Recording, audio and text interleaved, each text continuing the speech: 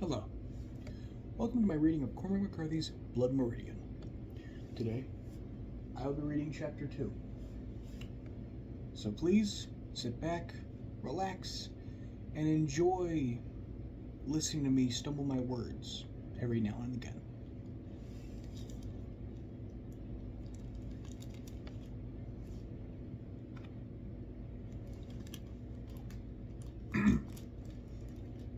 Now come on. Days of begging, days of theft, days of riding where the road no soul save he. He's left behind the pinewood country, and the evening sun declines before him beyond an endless swale and dark falls. Here like a thunder clap, and a cold wind sets the weeds to gnashing. The night sky lies so sprent with stars that there is scarcely space of black at all, and they fall all night in bitter arcs. And it is so their numbers are no less. He keeps from off the king's road for fear of citizenry.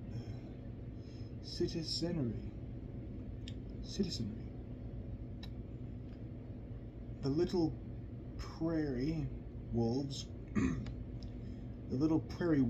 cry all night, and dawn finds him in a grassy draw where he'd gone to hide from the wind. The hobbled mule stands over him and watches the east for light. The sun that rises is the color of steel. His mounted shadow tells for miles before him. He wears on his head a hat he's made from leaves, and they have dried and cracked in the sun, and he looks like a raggedy man wandered from some garden where he'd used to frighten birds. Come evening he tracks a spire of smoke rising oblique from among the low hills, and before dark he hails up at the doorway of an old Anchorite?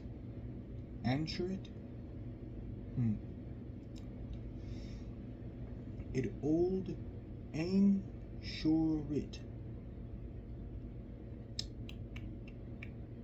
Anchorite. Anchorite.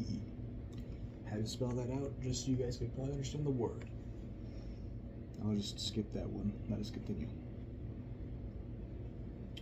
Nested away in a sod like a ground sloth, solitary, half mad, his eyes red-rimmed, as if locked in their cages with hot wires. But a ponderable body, for that he watched wordless, while the kid eased down stiffly from the mule. A rough wind was blowing, and his rags flapped about him. "Seen you smoke," said the kid. "Thought you might spare a man a sup of water." The old hermit scratched in his filthy hair and looked at the ground. He turned and entered the hut, and the kid followed inside. Darkness and the smell of earth. A small fire burned on the corner of the old man's dirt, and only the furnishings were a pile of hides in one corner. The old man shuffled through the gloom, his head bent to clear the low ceiling of woven limbs and mud. He pointed down to where the bucket stood in the dirt. The kid bent to took up the gourd floating there and dipped and drank. The water was salty, sulphurous. He drank on. "You reckon I could water my old mule out here?" The old man began to beat his palm with one fist, dart his eyes about. "Be proud to fetch in some fresh. Just tell me where it's at. What ye aim to water him with?" The kid looked at the bucket, and he looked around the dim hut. "I ain't drinking after no mule," said the hermit. Have you not got no old bucket for nothing?" "No," cried the hermit. "No, I ain't." He was clapping the heels of his clenched fists together at his chest. The kid rose and looked toward the duel. "I'll find something," he said. "Where's the wall at?" "Up the hill. Follow the path." "Up the hill. Follow the path. It's nigh too dark to see out here. It's a deep path. Follow your feet. Follow your mule." "I can't go." He stepped out into the wind and looked about for the mule.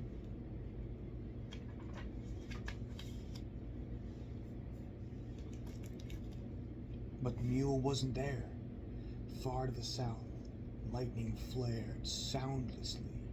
He went up the path among the thrashing weeds and found the mule standing at the well, a hole in the sand with rocks piled about it, a piece of dry hide for a cover, and a stone to weigh it down.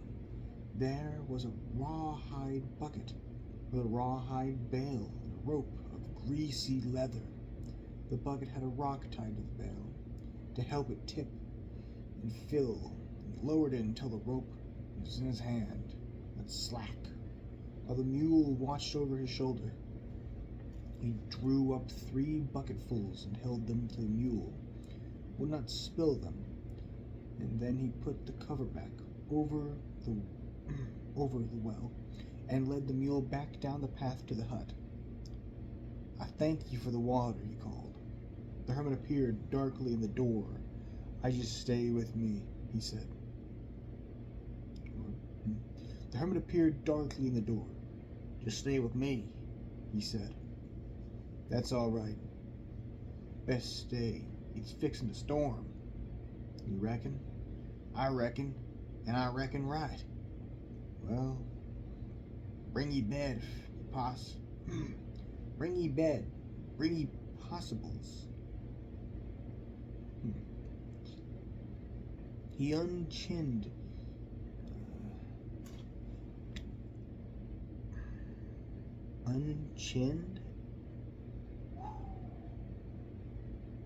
Now that's some dyslexic reading right there. Jesus.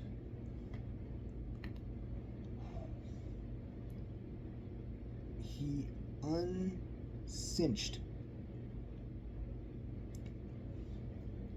I'm gonna start putting my finger over the words so I don't lose track.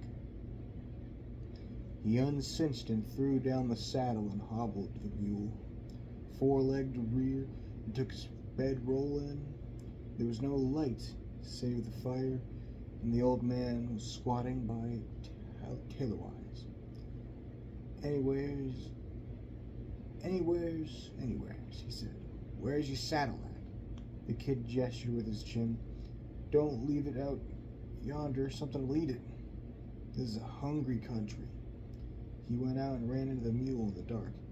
It had been standing, looking in at the fire. "Get away, you fool," he said, took up the saddle and went back in. "Now pull that door before we blow away," said the old man. The door was a mass of planks on leather hinges. He dragged it across the dirt and fastened it by the leather latch. "I take it you lost your way," said the hermit. "No, I ran right to it." He waved quickly with his hand. The old man, No, he said. "I mean, you was lost to have come here. Was there a sandstorm? Did you drift off the road in the night? Did thieves beset ye?" The kid pondered this. "Yes," he said. "We got off the road some ways or another." "Knowed you did." "How long you been out here?" "Out where?" The kid was sitting on his blanket roll across the fire from the old man. "Here," he said, "in this place." The old man didn't answer. He turned his beard suddenly aside and seized his nose between his thumb and forefinger, and blew twin strings of snot onto the floor and wiped his fingers on the seam of his jeans. I come from Mississippi. I was a slaver. Don't care to tell me. Don't care to tell it. Made good money. Never did get caught. Just sick of it. Sick of hard R's. Wait till I show you something. He turned and rummaged among the hides and handed through the flames a small dark thing. The kid turned it in his hand. Some man's heart, dried and blackened. He passed it back, and the old man cradled it in his palm, as if he'd weigh it. There's 4 things that can destroy the earth, he said. Women, whiskey, money, and hard R's. They sat in silence. The wind moaned in the section of stovepipe that was run through the roof above them to quit the place of smoke. After a while, the old man put the heart away. That thing costed me $200, he said. You give $200 for it? I did, for that was the price they put on the black son of a bitch it hung inside of.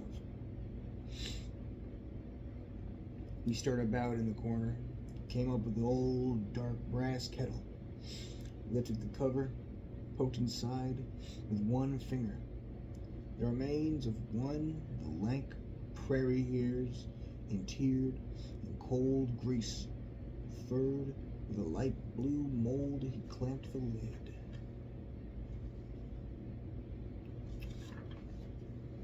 I might consider only reading half of a chapter today, because it is considerably late. So I might read 1, 2, 3, 4, 5, 6.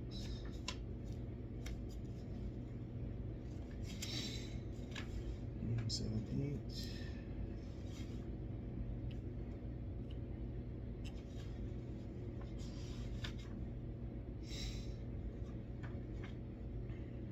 I'll call this a short one. So what I'll do is I'll read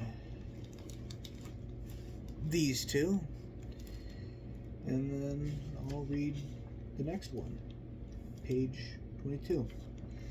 And I'll end it here. I'll say it's like a half chapter. I know I said I was going to read the whole second chapter, but cut me some slack. I don't read too much, and it's late.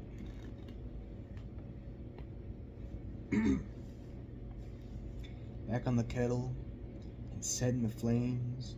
Ain't much, but we'll go shares, he said. I thank you. Lost you way in the dark, said the old man. Stirred the fire, standing slender, tusks of bone up on the ashes. The kid didn't answer.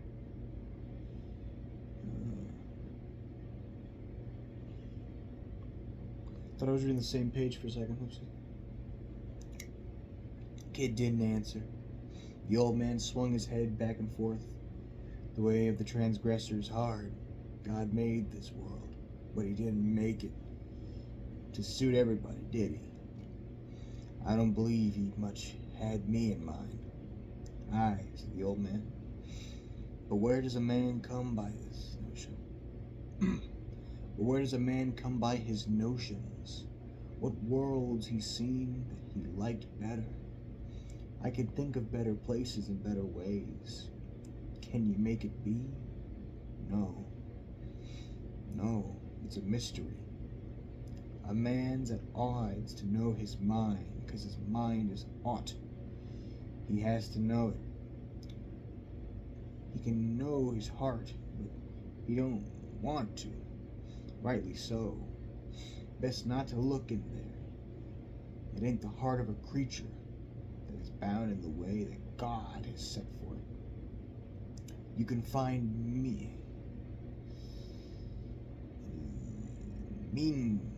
meanness. That's a weird word. You can find meanings in the least of creatures, but when God made man, the devil was at his elbows. But when God made man, the devil was at his elbow. A creature that can do anything, make a machine, and a machine to make the machine. An evil that can run itself 1,000 years. No need to tend it. You believe that. Oh. No need to tend it. You believe that? I don't know. Believe that? When the old man's mess was warned, he doled it out, and they ate in silence. Thunder was moving north, and before long it was booming overhead and starting bits of rust in a thin trickle down the stovepipe. They hunkered over their plates and wiped the grease up with their fingers and drank from the gourd. The kid went out and scoured his cup and plate in the sand and came back, banged the tins together as if to fend away some dry gulch phantom out of the dark. Distant thunderheads reared, quivering against the electric sky, and were sucked away in the blackness again. The old man sat, one ear cocked to the howling waste without. The kid shut the door. Don't have no I have no bacca with you, do you? No, I ain't, said the kid. Didn't allow you did. Didn't allow you did. You reckon it'll rain? It's got ever opportunity. Likely it won't. The kid watched the fire. Already he was nodding. Finally he raised up and shook his head. The hermit watched him over the dying flames. Just go on and fix your bed, he said. He did, spreading his blankets on the packed mud and pulling off his stinking boots. The flue pipe moaned and heard the mule stamp and snuffle outside. And in his sleep he struggled and muttered like a dreaming dog. He woke sometime in the night with the hut in almost total darkness and the hermit bent over him and all in his bed. What do you want? He said, but the hermit crawled away. In the morning, when he woke up, the hut was empty. He got all his things and left. He watched to the north, a thin line of dust. It seemed to move at all. It seemed to not move at all, and it was late before he could see that it was headed his way.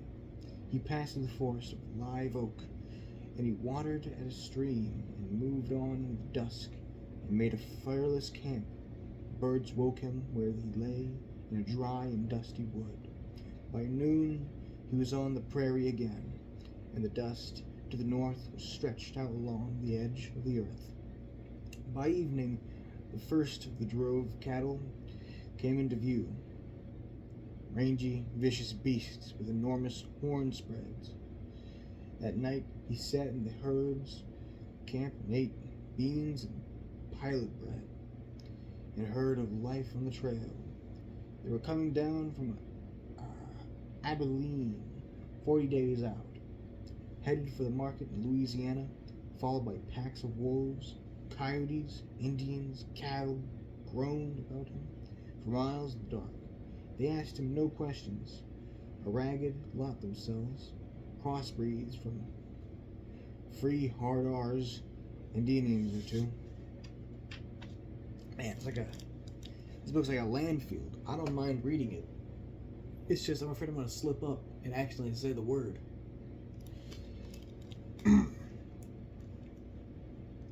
I had my outfit stole, he said. They nodded in the firelight. I got everything I had. I ain't even got a knife. You could sign on with us. We lost 2 men, turned back to go to California. I'm heading yon way. I guess you might be going to California, your own self. I might. I ain't decided. Them boys was with us, Phil, with a bunch from Arkansas.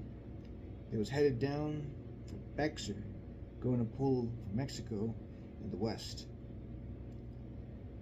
I'll bet them old boys is in the Bexar drinking they brains out. I'll bet old Lonnie's done topped every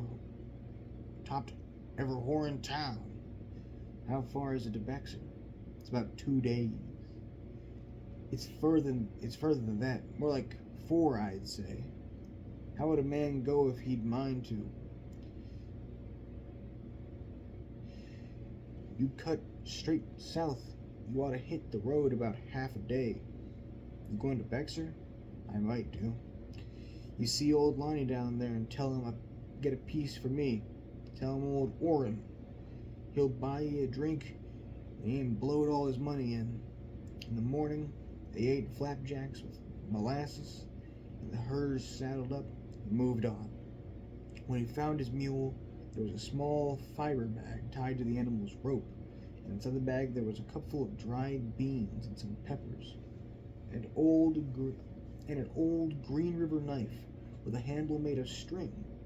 He saddled up the mule's back galled and balding, the hooves cracked to the ribs like fish bones. They hobbled on across the endless plain. He came upon Bexar in the evening of the 4th day, and he sat the tattered mule on the low rise and looked down into the town, the quiet abode houses, the line of green oaks and cottonwoods that marked the course of the river, the plaza filled with wagons with their Osnaburg covers, and whitewashed public buildings, and the Moorish church dome rising from the trees to the garrison and the tall stone powder house in the distance.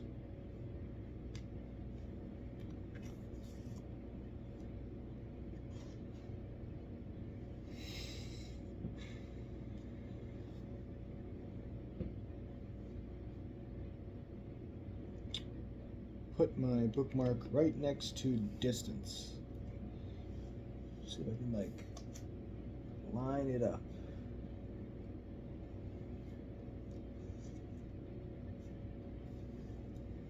Close enough.